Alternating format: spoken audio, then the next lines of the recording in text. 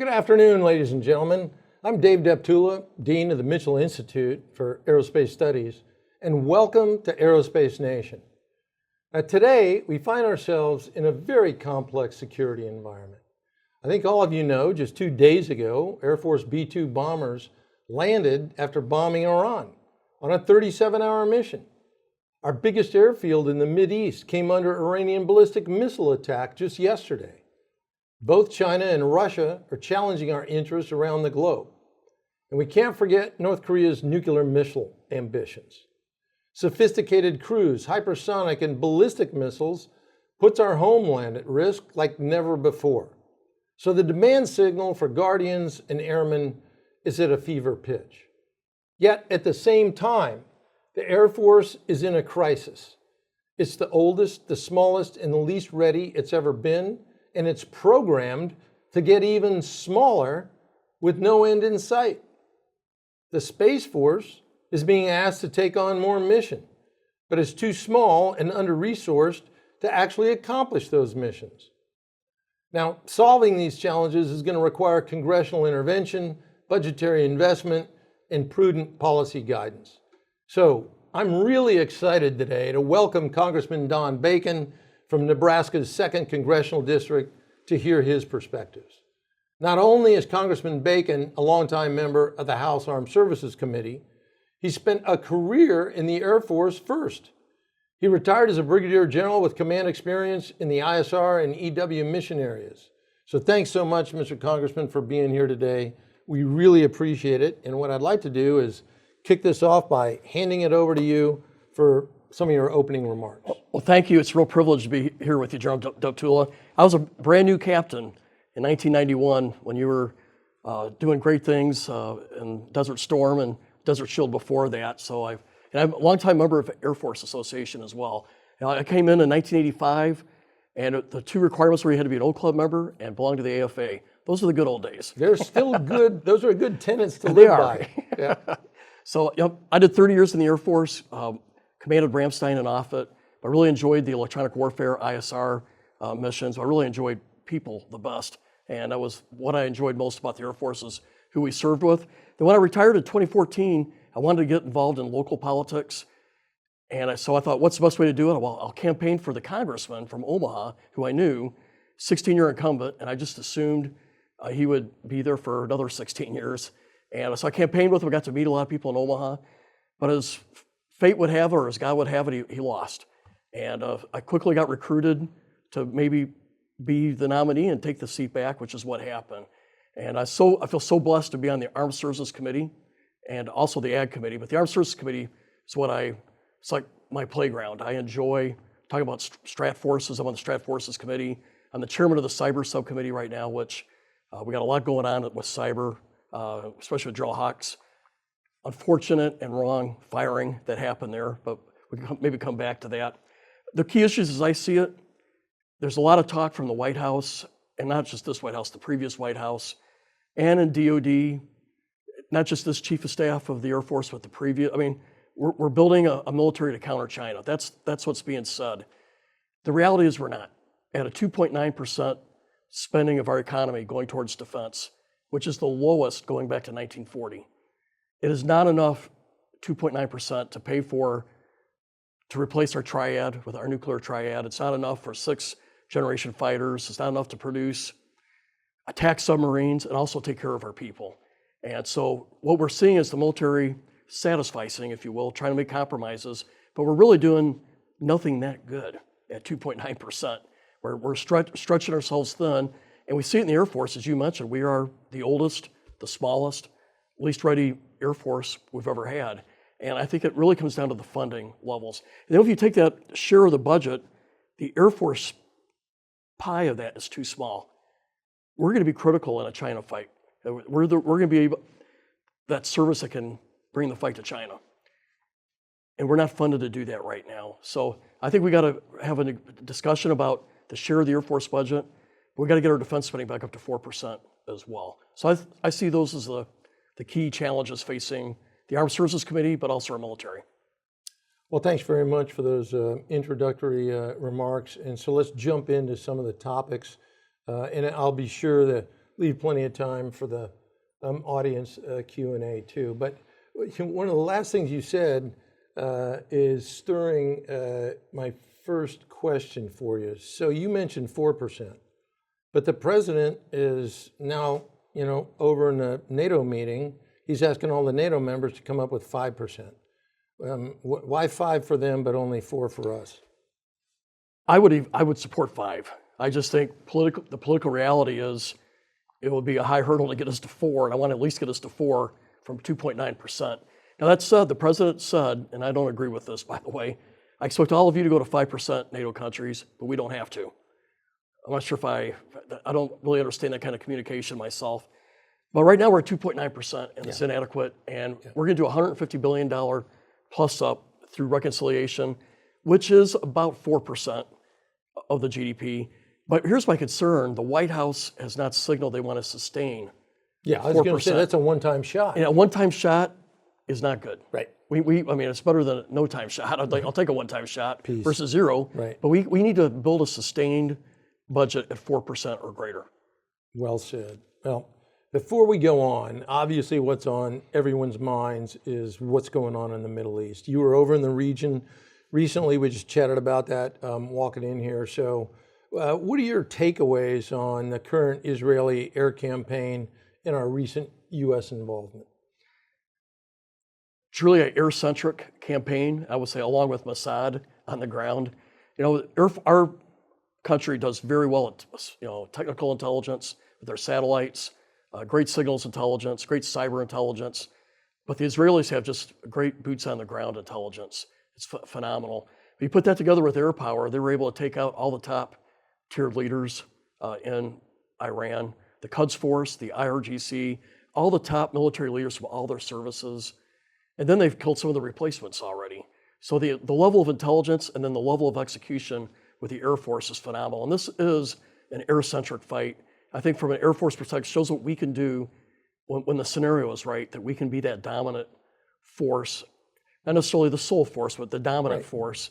And Israel destroyed the air defenses on day one and really had owned the skies over Iran. And I want to give them credit for that. They made it easier for us with our B-2 bombers to hit those 3 nuclear targets. The air defenses were already very much hurt, damaged and beat up. And they opened the door for the B-2s to come in and drop those 35,000-pound bombs and get the job done. Very proud of what Israel's done, but using a lot of our capabilities. We've got, take some credit here, but they're a great Air Force. But we could take a lot of pride too that we could fly bombers out of Whiteman Air Force Base, fly a 37-hour round-trip mission, put bombs on target, and get the job done for our country. I think the bottom line is, I'd like to, for this question, Iran with a nuclear weapon is a threat, an existential threat to Israel, but also I heard the same thing in Bahrain and UAE. I would say it's a threat to America. Iran has killed over 900 Americans since 1979, and you and I both known people that were killed by him. I had a squadron mate from the early 90s who was at Khobar Towers and killed in 1996, and it was an Iranian proxy. They tried to murder people in Washington, D.C., and when you hear them talk, I think you got to believe that they would not be trusted or cannot be trusted with a nuclear weapon. So I think the president did the country right by taking out these sites, and I think if we have any indications that they're still viable, we have to go back for a second round. You bet. Well, along the same lines, as I mentioned in the introduction, Iran attacked Al Udeid yesterday, and this is not the first time. Unfortunately, base defense has been consistently underfunded by the Army, which is the service that was assigned that mission going all the way back to the Key West Accords in '48. So do you see recent events as driving a bigger push on the Hill towards securing our bases? I've asked the question personally to the Army Chief of Staff. I asked him during one of the hearings, what is the Army's role in a fight with China? And I think his second highest priority was air and missile defense for the bases that we have. But to your point, they have not done that to the degree it's needed. We need better air and missile defense right now, and our bases in Iraq, they're very vulnerable. They get hit periodically by Iran. Our base in Kurdistan has been frequently targeted. And of course, Assad has been targeted as well by Iran. Al Udeid is a target. Now, thankfully, Qatar, I think, it was their defenses that did most of the work, probably with our technology, but still Qatar made it happen. But our bases need a lot more air and missile defense. And what we're seeing with the drones right now, I mean, it's one thing to have a Scud or that kind of missile, but we've seen what can be done with small drones. And so we are woefully behind on those kind of defenses. And I think in a fight in Far East, the Chinese have a lot of ballistic missiles that they've targeted towards Guam, Okinawa, you name it. We're going to have a much, I mean, I bet you we're not even 5% where we should be with missiles, air and missile defense for China. We got so much more work to do there. And I have a little bit of background here. I helped stand up the missile defense in Israel in 2009 and 10, working for General Goretz. He was given the job to stand up the radar and the infrared feeds to support the aerial missile. And I'm so proud of the performance, because in the end, they have about a 95% PK right now, and that's incredible, especially when you have 100 missile salvos coming in. It's just phenomenal. So we can do the same. It's a little different. We're a bigger country, but we have the capability to do this, and we got to do it in the Far East. Well, agree. I will give you a suggestion. The United States Army is spending billions of dollars building precision, long-range, surface-to-surface hypersonic missiles that cost on the order of $100 million a shot. So perhaps in spending, and at that rate, you're only going to build a couple dozen. You're not going to deploy them in peacetime because they're too destabilizing. You're not going to have the lift priority during wartime. So perhaps that money would be better spent on air and missile defense. We've challenged them on this. Where do you put them in the Far East?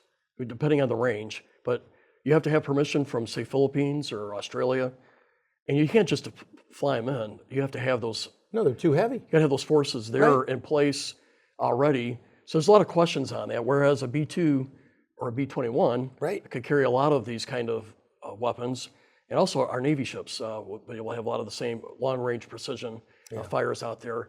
But yeah, the Army, we need to push them to put a lot more emphasis on defending our bases. Yeah, it is not, we need all the services, but in the constrained budget environment that we currently have, until we can get to your 4%, we need to start doing smart things inside the Department of Defense with the money that we have. Okay, B-2s, you talked about them a little bit. The attack on Iran on Saturday night essentially required that we generate all of our stealthy long-range bombers. Is there 100 of them? No, 19. 19. Is there awareness among your colleagues that the Air Force is suffering a force structure crisis, and we're getting smaller and smaller and smaller, and that if we want America to retain and grow this capacity to perform more than a one-and-done mission, it needs a force structure, the people, and the readiness levels to be able to do that? We're so small compared to what we did in Desert Storm. Where 60% less in terms of we combat had the capability to do that. I think a small number of folks are aware that 19 B-2 bombers is inadequate for the long haul. It's not made for a China fight, made for a one-and-done fight with Iran, but we couldn't sustain operations with that. You're absolutely right. That's why the B-21 is so important. I think the program of record right now for the Air Force is 100. That's too small. I think Air Combat Command has said they would like 140. But we need a large force of B-21s that can penetrate any airspace in the world and put munitions right on the target. And so the B-21 is going to be the backbone for a hard fight for the Air Force in the future, and we need to have a lot of them. Well, just could you give us a feel for what is the sense of the Congress on the willingness level to boost investment in the military writ large, Air Force in particular? Chairman Rogers is a great advocate for plus open defense spending. He's really the driver on the $150 billion. I think if it wasn't for Chairman Rogers, this would not be part of the reconciliation bill right now. But between him and the SASC chairman, they both agreed that $150 billion was a good target. I think even a few of them wanted more.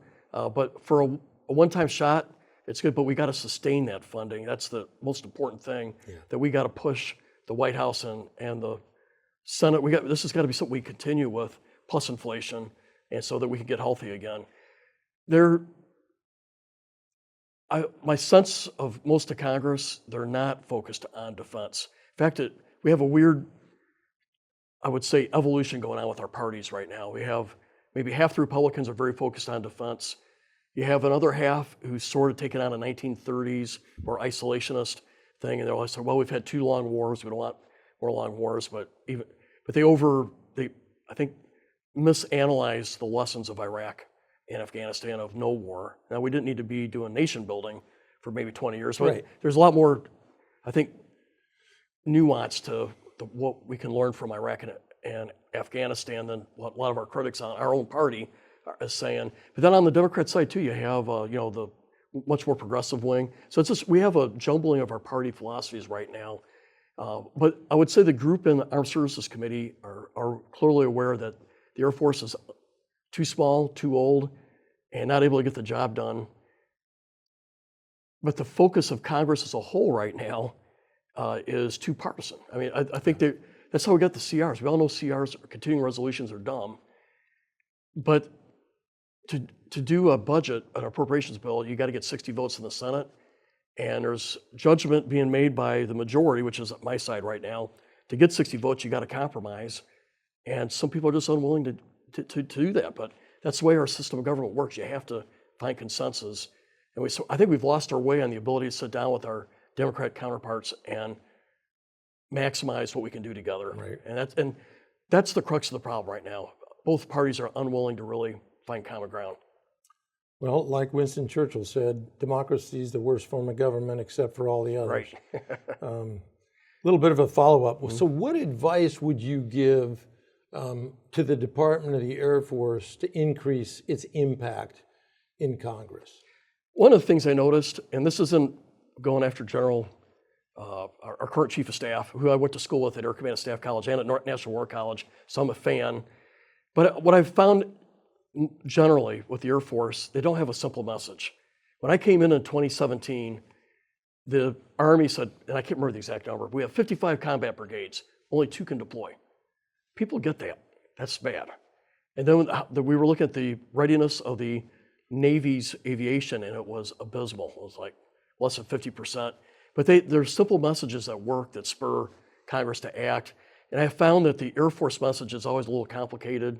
And if you want to sell the need, you got to make it easy for the guy he specializes in soybeans, or the guy that is perhaps more of a divorce lawyer, whatever it is. A lot of these guys don't have military background, and you got to break it down to an easy to understand concept. And I'm not sure. I don't think the Air Force does a good job of that. Well, thanks for your candor on that. I'm sure there are lots of active duty people out there that are listening. Kind of as a segue into my next question for you is, I mentioned, look, the United States is facing the greatest array of threats it's ever faced in its history. But that wasn't even a talking point in the last presidential election. Yep. So Joe and Susie Q public out there are not thinking. They're thinking we're the biggest, baddest actor on the block. And then you see something like we did this past weekend, they go, well, hey, that just proves it. How do we bring up and ensure America is sufficiently postured to understand the threats that we face? Well, first of all, Air Force Association does a great job of telling what the threat is, so we need more of you out there. But we also need people like myself being candid with our citizens, saying we're not prepared. We are not prepared for a China fight right now. I'm saying it right now, but I say when I go back home. And it's driven by a budget. It's also driven by how we divide the resources amongst the services, with the Air Force being underfunded. But we had to do a better job saying this is what a war is going to be like with China. Day one, they're going to take out our satellites. They're going to do cyber attacks against our energy grid. And they're already trying to embed themselves. We've caught them into our energy grid. They're trying to get in our Wall Street financial networks. They're in our hospitals networks of all. I mean, they're in there and they want to turn us off. Cyber, hit our eyes and ears in space. And then they have weapons that can hit us in 15 minutes. And some of them can be nuclear tipped. So they can hit the White House, they can hit the Pentagon, they can hit Stratcom. And so are we prepared for that? And I don't think we are. For one, are we prepared even on the nuclear command and control survivability part? We used to have a 24-hour airplane with a general on board that could take over our nuclear forces. We don't now. They're on a 15-minute alert with weapons that can hit us in 15 minutes.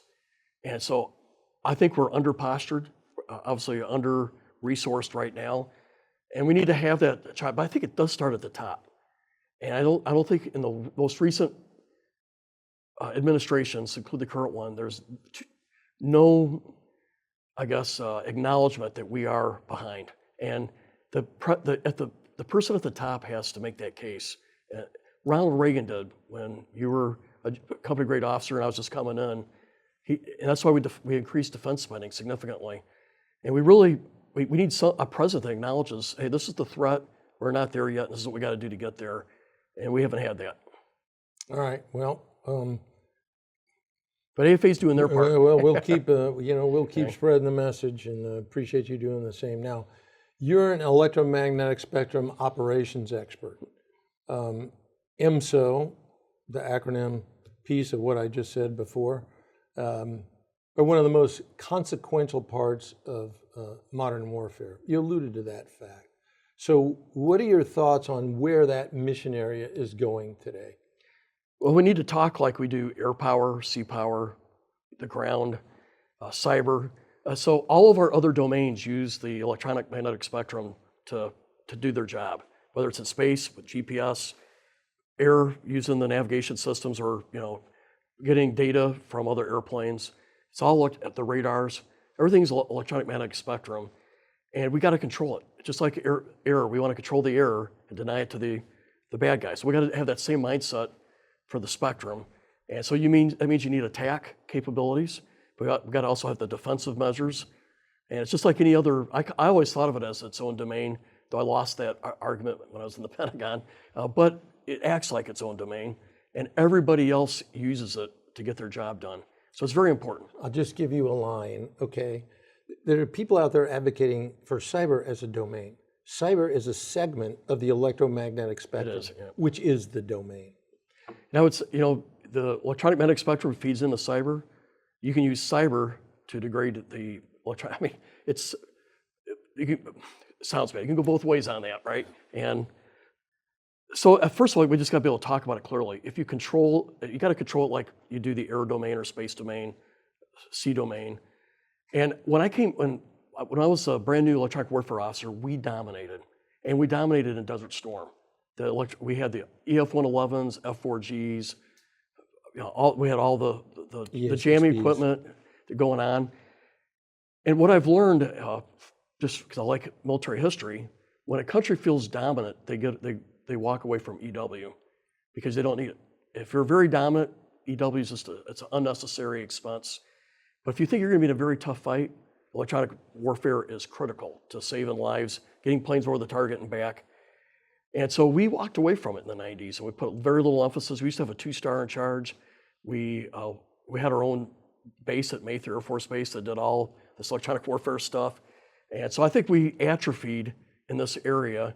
Now, when I was a 1-star general in the Pentagon, I would raise this issue, and we said, well, no service really owned it, and nobody in the Air Force really owned it. And I was told by folks that I admire, Don, we just don't have the resources for it. We're focused on the B-21, the F-35, the KC-46, the new ICBM, and we don't have the resources. But what I've been able to do in Congress, and it's thanks to our team. I got a great team of folks, a lot of veterans in my office. But we directed that there has to be somebody in charge at the joint level for EW, somebody you can hold responsible. Each services should have someone that controls, or that should, if someone's not working right, there should be someone that's accountable. Sure. Like who's in charge? We also directed a new strategy, implementation plan. There should be electronic magnetic cells in every one of our combatant commanders. So we've done all this through legislation. So I feel like we've had a good voice in our office trying to get this very important program back on the rails. But what I hear right now is a lot of talk and a lot of study. There's not enough output and capability.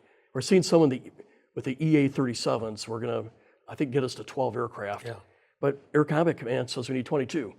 Yeah. So I was going to say for too 25, little. but the fact of the matter is, that's what I was saying, it goes back to, Right. to resources, go back to money. There's only, you can only do so much with what we've been given. And we've been doing more and more with less and less. At some time, you're not going to be able to do anything. And here's an example how this affects us.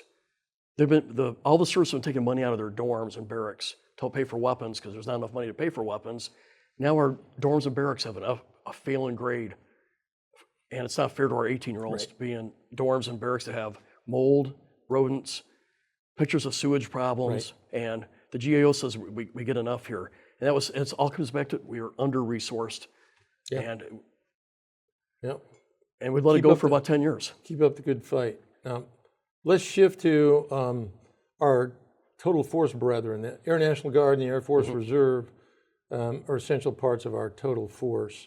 Yet we often see these components struggling with old and aging equipment and resource constraints. So what is Congress doing to make better the support for these components? Well, I've become a bit of a hero to the Guard and Reserve forces because we've gone too far low. Of course, I have some of the active duty guys come into my office. What are you doing there, Bacon? You're hurting us. Because we're underfunded, the Air Force feels like they have to take away capabilities out of the Guard and Reserves to pay for the F-35s, the tankers, the Sentinels. But you and I both know that the Guard and Reserve are often our most qualified, capable units out there because you have these pilots, that's all they fly. They've been doing it for like 10 years. The maintainers know their aircraft, same aircraft they've had since 10, 15 where years. our resident experience is. And so if you're active duty force going up against a Guard unit, often you come in second because these guys are dropping bombs on target, and they're just a more cohesive unit. The active duty, we change out every 3 years. You lose a little bit of continuity every 3 years. But we've been getting rid of fighter units in our Guard and Reserves, and when they're gone, they're gone. You don't get that capability back. And so I've tried to push the Air Force in building the minimum force structures for Guard and Reserves, because they are, that's what we rely on when it gets bad, when it gets rough. When you get the Guard and Reserves in, you're getting units that are very qualified and capable. But you can't, if you don't have enough Guard fighter units, you're in trouble in the long run. If in a big fight, we'll pay for it. Yeah, and that's why it's called the total force. Right. And the states, the governors, the tags are not going away. Right. There's another intangible out there. There's states out there that don't have any active duty units. So the population's only tie to the military is the Guard. So let's talk a little bit on personnel challenges. Both the Air Force and the Space Force is going to succeed or fail based on its people. On the air side, we're seeing some major challenges where aircraft and mission systems are aging faster than we can get new on board, like JSTARS, like AWACS, along with our geriatric bomber and fighter inventories. Readiness is down where it shouldn't be. In the Space Force, mission demand is growing. And so this situation is driving massive risk. Is Congress even aware of these challenges? A small group are, but I think the majority of the Congress is not focused. They're focused on a variety of things. Again, if we need a president and we need senior leadership at the top to really highlight this, to drive it down. I think I do it a lot, but I'm one of 535 members of Congress. There's others out there, and it's not just me, but it's a small number that's serving as John the Baptist in the wilderness, right? I hear you. So we need a lot more of that. I totally agree. And to your point, there's talks about getting rid of the wedge-tail AWACS right now because for financial reasons. You and I both know that the AWACS capability is used at how we use it at Red Flag and all are very important in how we command and control air resources. And you're not going to do that from all space. I think space helps out there. Can have some, maybe the future, but I don't think we're there yet. But when you look at some of the proposed reductions, it scares me. It goes right back to readiness. I'll share with you an op-ed I just wrote in Forbes on that particular subject. But yes, space capability, wonderful. But you made the point, we're not there yet. Right. And oh, by the way, here's a dirty little secret that people don't think about. It's not just about passing the data. It's about having well-trained air battle managers who can take that data and translate it into actionable information for the effectors that can make something happen. And so, where are all those thousands of people in NRO or in the Space Force that are trained to do that? They don't exist. Right. And so we need to be careful about the human capital portion of this equation as well. We have great training with the flags and the things that we do, where the AWACS and what we do at the weapons school with them, they're so critical. And but it's I couldn't envision the Air Force walking away from the AWACS mission, but there's discussions of doing that right now. I don't think we're not there yet. It's driven by limited resources. And then you got we already did it with the Joint Stars. People coming up with wacky ideas like, okay, well, we can use 5 E2s sort of as a transition. No, you can't. The E2 is a fine platform for fleet air defense, but it's not a fine platform for doing theater-wide air defense. And 5 of them? Are you kidding? Looking at the demand of the combatant commanders? Okay, read my op-ed. Other countries are buying our capabilities for AWACS. Oh yeah, we should be buying them too. Japanese, the Australians are already out there. All right, let's switch to defense industrial base. It has come down dramatically since the end of the Cold War. That's part of our problem. We're in search of a peace dividend, except the rest of the world changed. We thought we were going to have a peaceful Russia. We thought that China wouldn't develop into an adversary, and now it has. So our defense industrial base needs to be rebuilt. On the one hand, and you already mentioned this, Congress is not helping with continuing resolutions. On the other, most members, I think, understand the challenges of too small of an industrial base. So what's your take on these variables? Ukraine really brought this to light. Ukraine is bringing through artillery shells faster than we can make them, and that's one country. So it really has put a spotlight on how lack of our industrial production is, but also the rest of the world. I mean, we're in a better spot than almost any other country in Europe, and we are woefully, sized to do this right. So again, it comes down to 2.9% defense budget. If we get it to 4%, and we can maybe drive some, and we can don't do the CR thing, keep our budgets at that level or higher, I think we can spur on more production capabilities. But I remember George Bush 41 saying we're in a new world order, and that was in 1989. Yep. What happened in 1990? Iraq invaded Kuwait. And I think we learned, then we saw what happened in the Balkans, and then we had 9/11. We're going to need a strong military till Jesus returns, in my view. We got bad people out there that will always wish us harm. Even if we're a dominant country, there's always bad actors out there. And now we're into the world where we're the premier superpower, but China's not far behind us. 90% of our GDP. They can focus all their defense spending on us in their coastal area. We are dispersed, so our money doesn't just get focused on China. We got NATO, the Middle East. We got our hands full, and we got to wake up. Yeah. Innovation requires taking chances and sometimes failing. And there are many DoD leaders out there that express concern that Congress is very quick to punish programs that don't meet every milestone, which then creates a very risk-averse culture over here in the Pentagon. So how can the committees better signal that they'll support reasonable risk-taking? Well, we've been talking about it in the committee hearings. It starts with Chairman Rogers, who says it's all right to fail, and we need a little more of that SpaceX mindset where they fail, but every time they get better, and now they're leading the world in space launches, and it's changed the whole dynamics with space, having that capability there.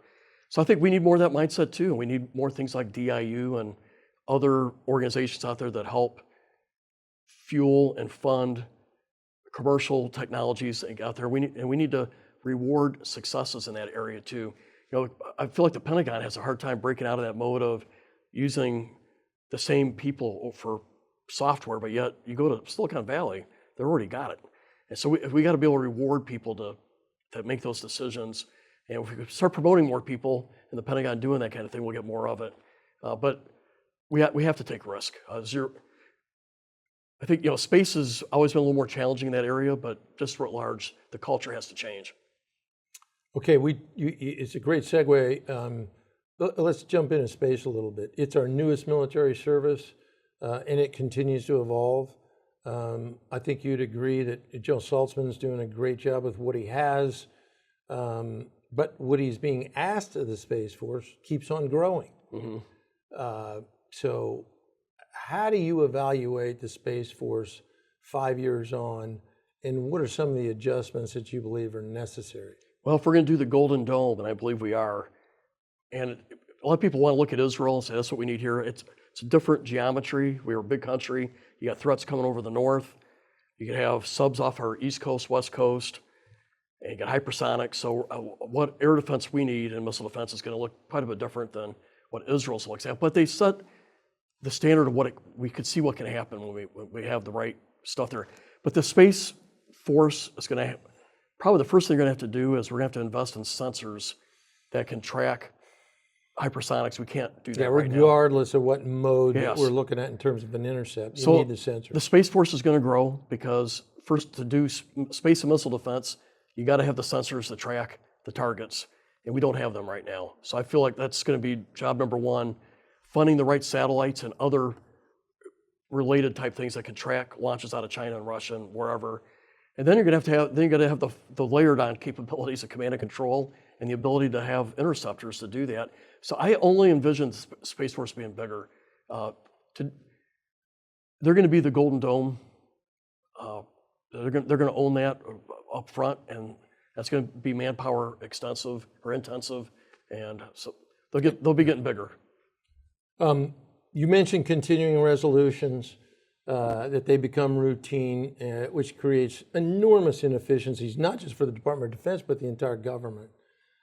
Given this reality, would you support greater reprogramming flexibility beyond what's currently available?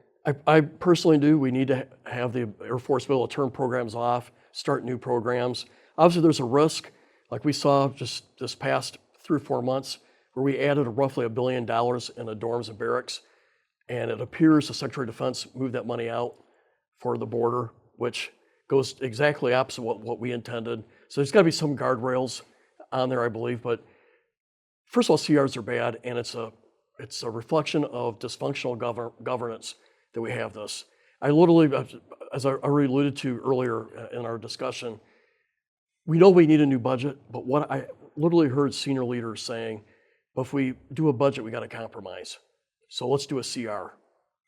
And it's. Do they understand the impact in the Pentagon? It is a dysfunctional. That's the problem. Yeah. I doubt AOC understands the consequences of a CR. I don't know. We do. I don't think a lot of people don't. They think, hey, we're going to fund you at the same level last year. But they think some folks think compromise is a bigger threat than degrading our military, which are wrong. Yeah. It's a terrible way to run the government.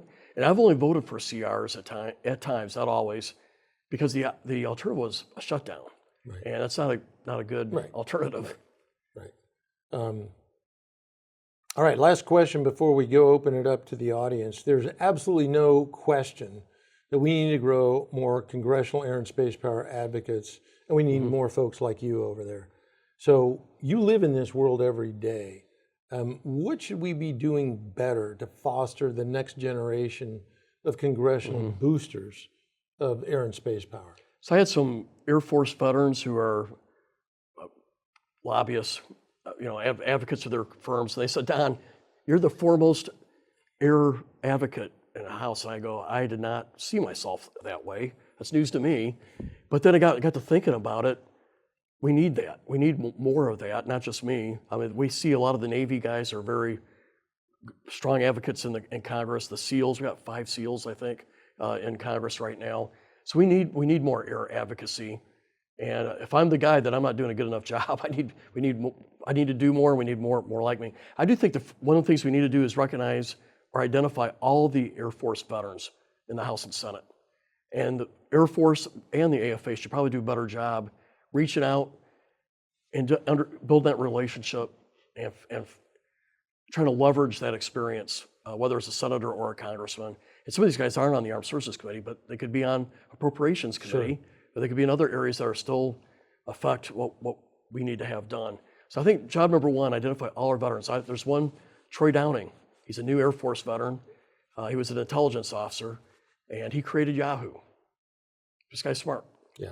We probably should, the Air Force should probably have him over here pretty quick and build that relationship with a great new member.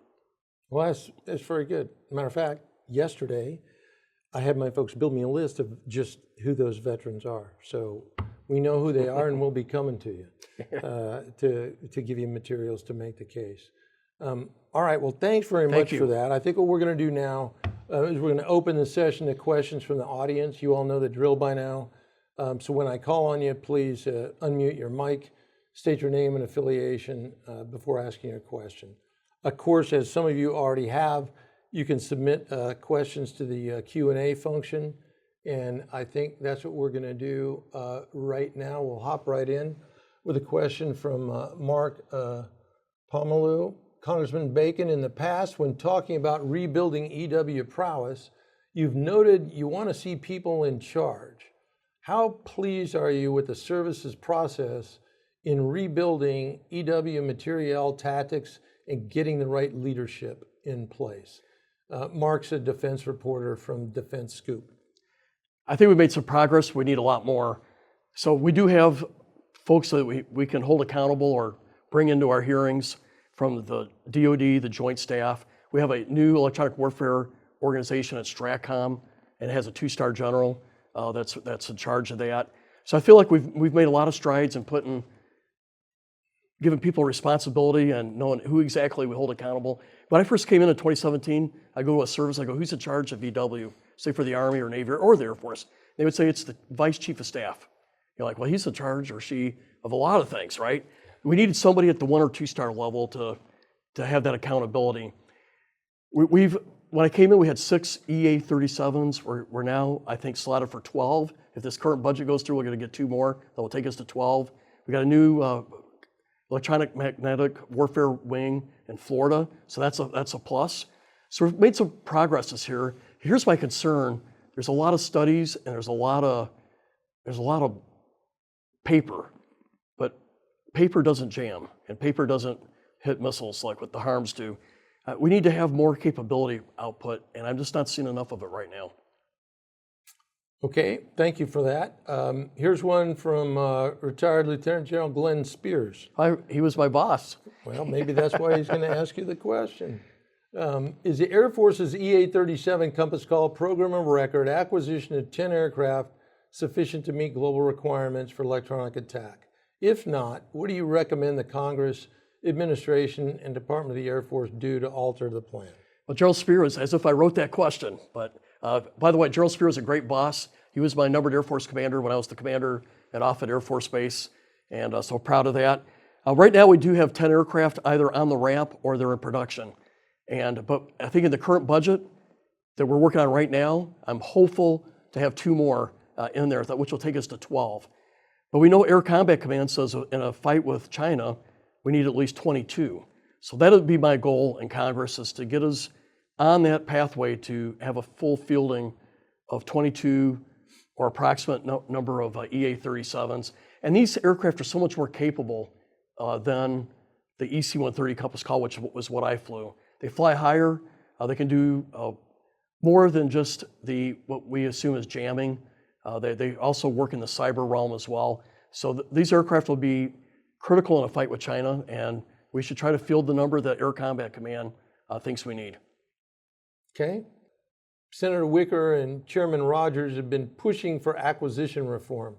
Could you explain what their proposals are looking to change and how likely is it to pass? Chairman Rogers and Chairman Wicker, by the way, I have a lot of respect for Chairman Wicker. I've enjoyed his candor, whether it's Ukraine, which I see as a very important. It's in our national security interest that Ukraine prevail, and I've enjoyed listening to Chairman Wicker be very clear and blunt about that, and we need more out of our current administration there. But the goal for both of them is you can't have a weapons program like the F-35 take 10 or more years to design and then produce. By the time you produce them, they're a couple. I mean, we're behind already. So we got to streamline this process. We're trying to do that with the F-47 or what we used to call the NGAD.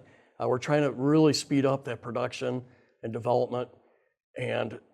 But their real concern is the time it takes to produce a major weapon system. And we have other examples in the other services. You know, the littoral combat ships that's turned out to be just call it a disgrace, because we were told early when I came in, we need to fund all these ships, and now they're already out of date. And so that's a lot of money that was poured down the drain. So there's skepticism with the leadership in both committees in the Senate and the House. But the number one thing we got to do is get things produced faster, from design to production, and that's the number one goal. Okay. Let me call on Stephen Clark, who's got his hands raised. Go ahead, Stephen.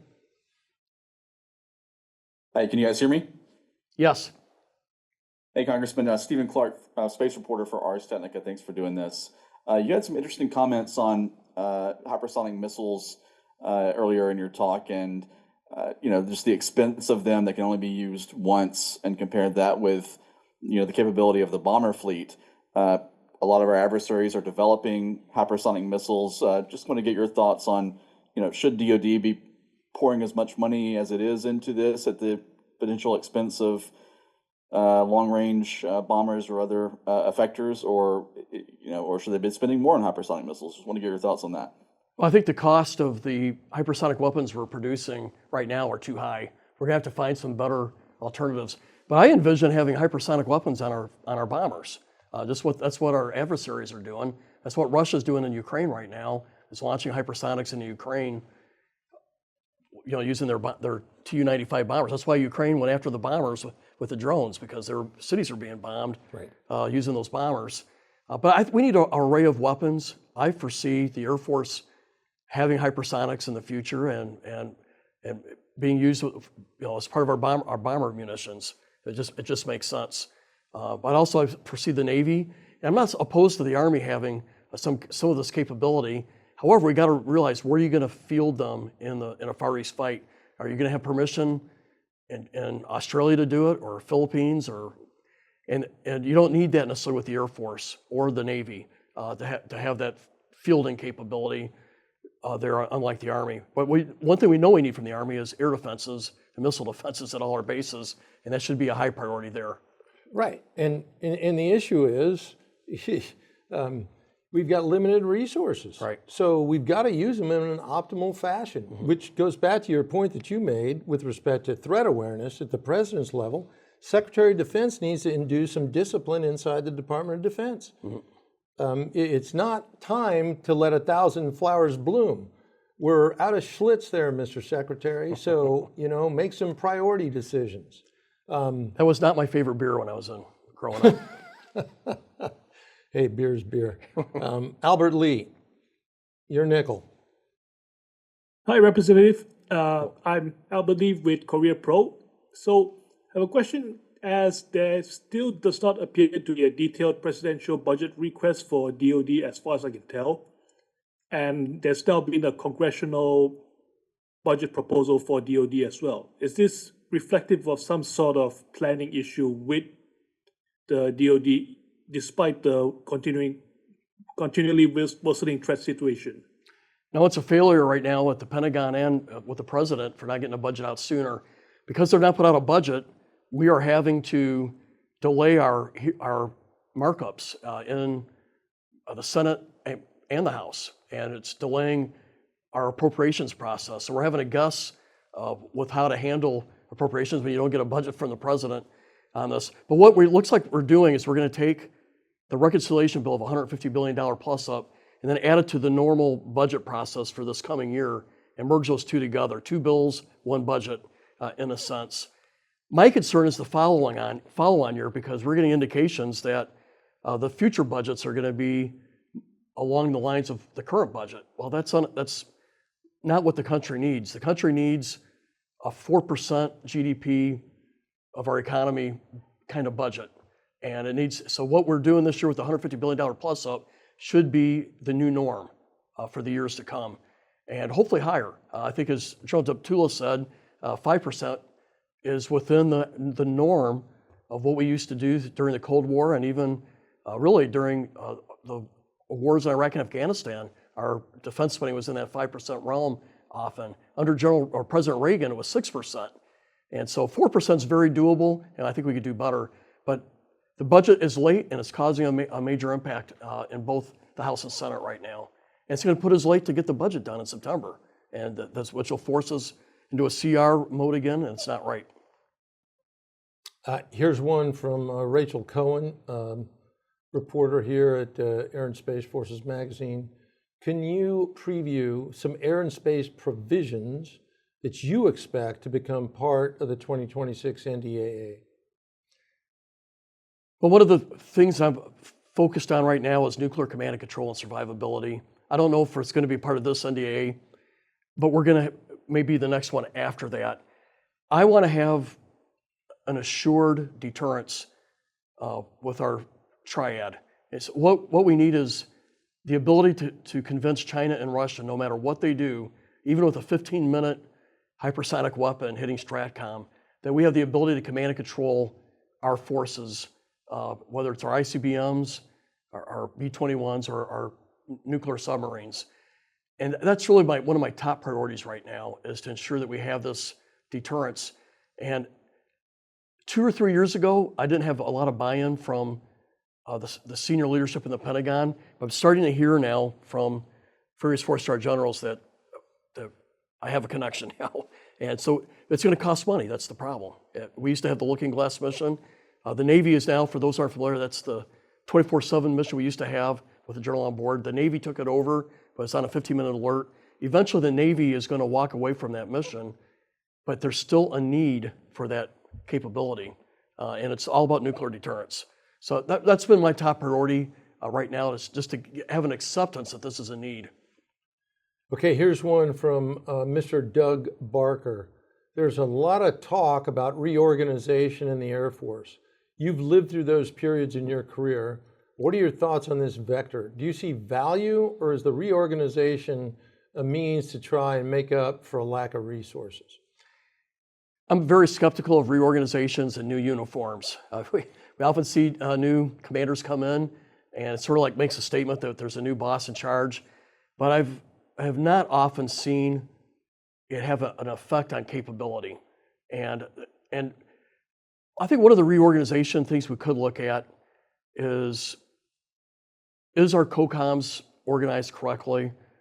Do we need a 4-star for AFRICOM? I mean, those kind of things are good discussion points, I think.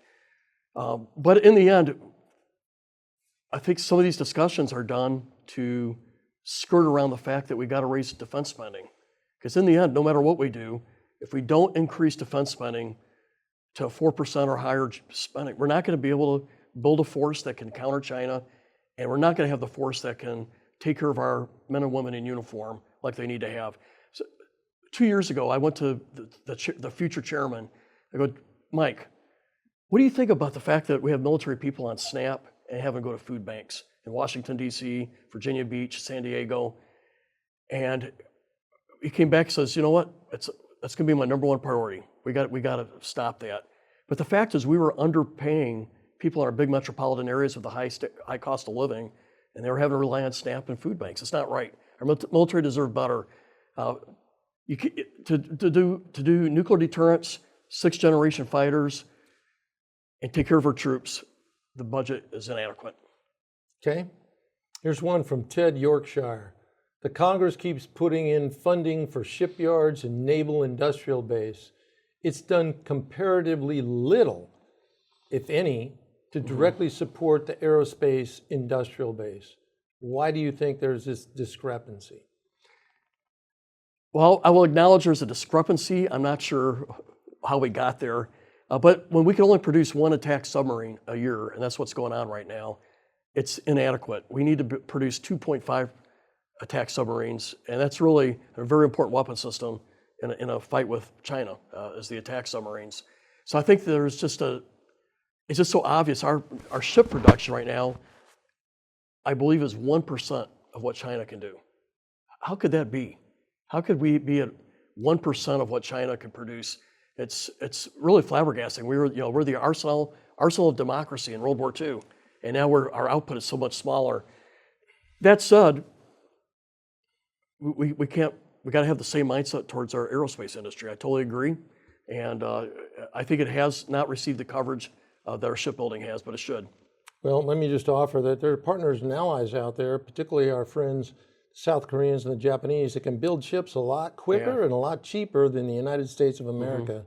So perhaps we ought to think about buying the hulls from them. We can put all the cosmic electronic boxes on the top of the ship ourselves. So I just offer that. Great point. Here's one from our very own Heather Penny. Congressman Bacon, thank you for your comments regarding the need to recapitalize the Air Force combat aircraft. But our defense industrial base is notoriously thin, having suffered from minimum buys and dramatic changes from year to year.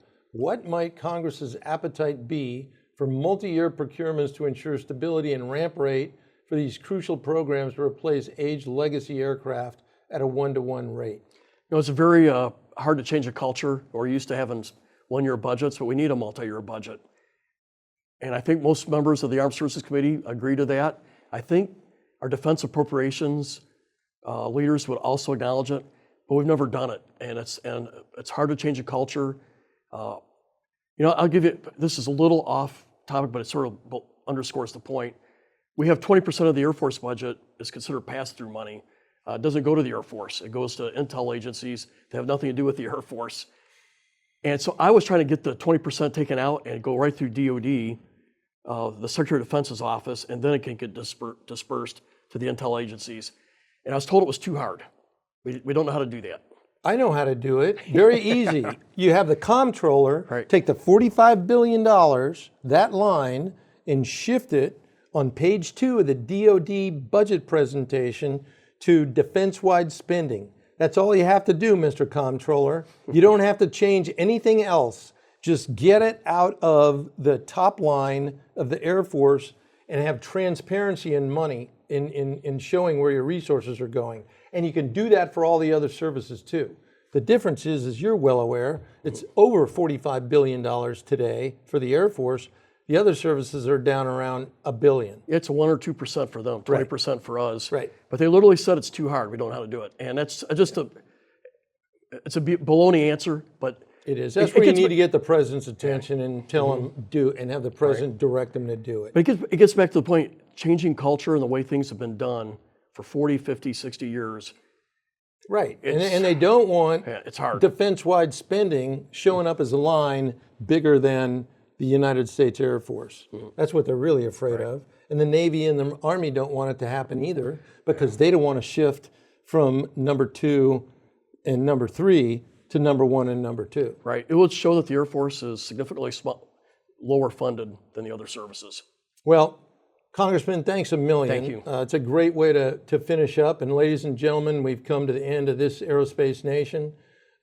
Thank you again for taking the time to do this. And from all of us here at the Mitchell Institute, have a great Air and Space Power kind of day. Thank you. Aim high.